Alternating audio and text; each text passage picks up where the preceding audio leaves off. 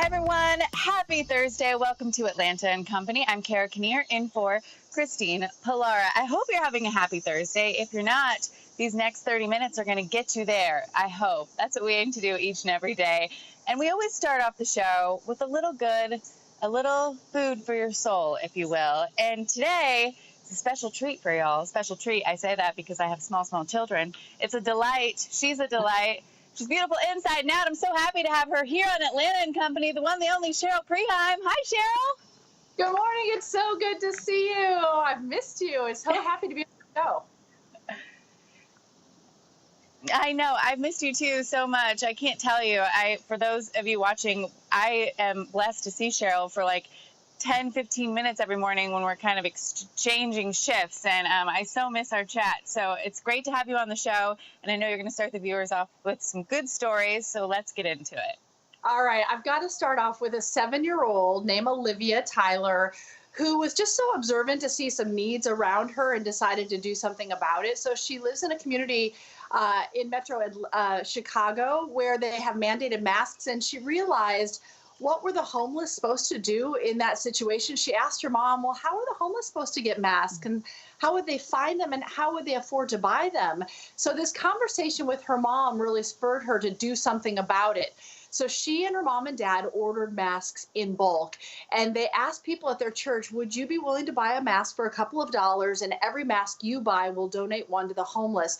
Well, that turned into 800 masks and counting, and it wasn't just enough for Olivia to coordinate getting the masks. She wanted to be on the ground, handing them out, letting everybody in that area know that she wanted to think about them. I know a lot of people are going through really hard times, and she knows that there are people who don't have a home right now, and that might have just changed recently, and she wanted them to know that she was thinking about them. So she is out there consistently passing out masks and continues to make sure that the people in her community who need them have them. She actually started a nonprofit called Olivia Drew Cares because so many people were inspired by a 7-year-old.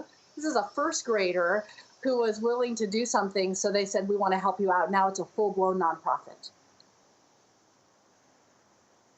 That's amazing. Thank you, Olivia, for using your skills and your people skills too to get things to us in need. I think that's so important. You know, I know you highlight children and Braves Conquerors here, and we try to do that every day on It's All Good. And I'm telling you, the amount of stories that we have had with kids stepping up and doing the most good, it's remarkable. And just hats off to those kids with the ideas, but also the parents that help foster that caring and generous spirit. That's really, really neat. Love that.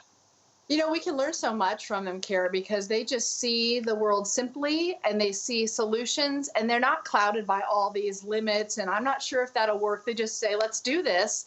So I think they're leading the way in so many ways right now. And I love the adults that, yeah, like you said, give them the latitude to do that. So good job, Olivia. Keep it going. Maybe it'll inspire someone else around here to follow her lead. You know, there are so many families that aren't able to spend as much time together right now because it's just not safe. And we certainly know that has been the case really since March with assisted living facilities and nursing homes. And that has been such a challenge, but it's been really inspiring to see people fight through those challenges to make sure that their loves can still be connected. And that is what this story is. And it gives me chills every time I think about it. Mary Daniel would go visit her husband who has Alzheimer's. He had early onset. He's just 66, but he was in an assisted living facility, and she would go every day because she said every day counts, because we just don't know how many days that we'll have where he still remembers me. Well, when the restrictions happened, she'd have to go visit him through the window, which was meaningful, but just not the same, and she would do that. She was really determined to make sure that they could still have a person-to-person connection without glass in between. So recently, July 1st, a job opened up to do some dishwashing and janitorial work. And she signed up, she petitioned to get that job, she got the job, and that is what has brought her back to her love. So she spends her days washing dishes, washing the floors, polishing silverware, happy to do it, because then after her shift, she gets to be with her husband. And she said that first day they got to see each other and touch each other, it had been 114 days since that moment had happened. And when he said her name, he said, Mary, you're here. She said she just started to cry because in her heart, she said, oh, thank goodness it's not too late.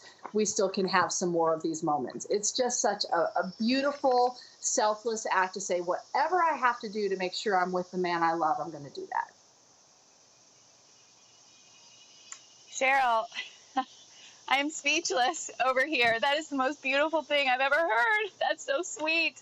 I Yeah. can't imagine having to go through, a partner or a parent. I know so many people that have, cognitive disabilities, and the fact that she found a workaround to be able to be with him that's just incredible. Wow, what a story. Okay, I'm Yeah. going to let you get to the last one while I dry my tears. I know. I feel the same way. I think it just really speaks to the power of love for sure. Well, at a time where things feel so tense and divided, sometimes when you just happen upon an act of kindness, it can just mean a lot. And that's what happened for a couple who just happened to drive by, and they saw this sheriff's deputy who was sitting on a folding chair with a homeless man, and they were trying to figure out what happened. So they kind of pulled over and they just watched. And it turns out that he had gone to Chick-fil-A and gotten lunch for this man who's homeless and decided just to sit down and have a conversation. He never knew that the couple had seen him. They just took a picture. And you know how Facebook works. They posted on Facebook, and then somehow it traced back to somebody who knew the sheriff's deputy. And then we find out that his name is Corporal Shane Foote. And everyone who knew him say they weren't surprised that had happened. And it was just a moment of kindness that he didn't do for a camera, but someone captured on a camera. And it just meant a lot to know that a gesture like that goes a really long way. I love when we can harness social media for good. I love that. And just a little, something that's little to someone else is really just a huge act of kindness for others. So go out of your way, see if you can do an act of kindness today. Cheryl, you are kind all the time. I want people to know that. You're one of the kindest souls I know. Thank you so much for being on Atlanta and Company today. We love having you. And that second story took me out, girlfriend. Whoa. All right. Have a great Thursday. Thank you for being here, Cheryl. If you have a fun or interesting It's All Good, send it to us on our Facebook page. We would love to hear from you. Just use that hashtag It's All Good. You can reach out to us on Twitter or Instagram as well.